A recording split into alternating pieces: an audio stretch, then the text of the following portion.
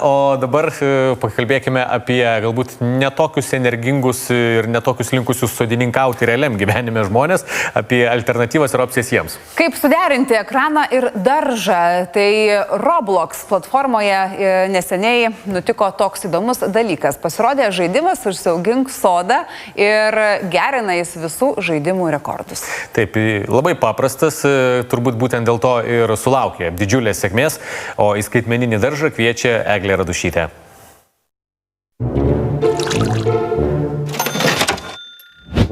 Tai gali atrodyti kaip dar viena sodininkystės simulacija, bet tokie virtualūs skaitmeninio dirvožemio lopinėliai išaugo į netikėtą žaidimų hitą. Grow a Garden žaidimas sukurtas pagal paprastą idėją. Žaidėjai sodina, nuima derlių ir parduoda tai, ką užaugina, spalvingoje skaitmeninėje prekyvietėje.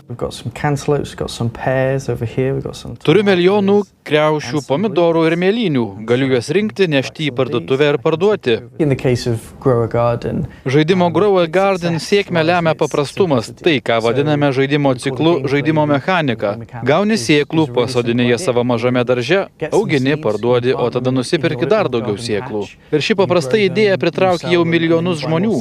Žaidėjai dalyvauja pasikartojančioje rinkimo, pardavimo ir reinvestavimo istorijoje. Netikėta, bet pritraukia ne tik labai mažus vaikus. Net 65% žaidėjų vyresni nei 13 metų.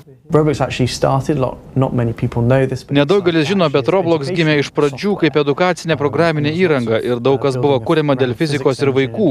Padėti atlikti fizikos eksperimentus ir matote, į ką išaugo šiandien. Žaidimas paleistas tik kovo mėnesį, bet raško jau milžiniškus sėkmės vaisius. Prisijungimų prie šio žaidimo buvo net 10 milijardų, o birželį fiksuotas rekordas pasaulio žaidimų istorijoje. Vienu metu žaidimą žaidė daugiau kaip 21 milijono žaidėjų, tad pralenkė netgi Fortnite žaidėjų rekordą pasiektą prieš keliarius metus. Eglė Radušytė.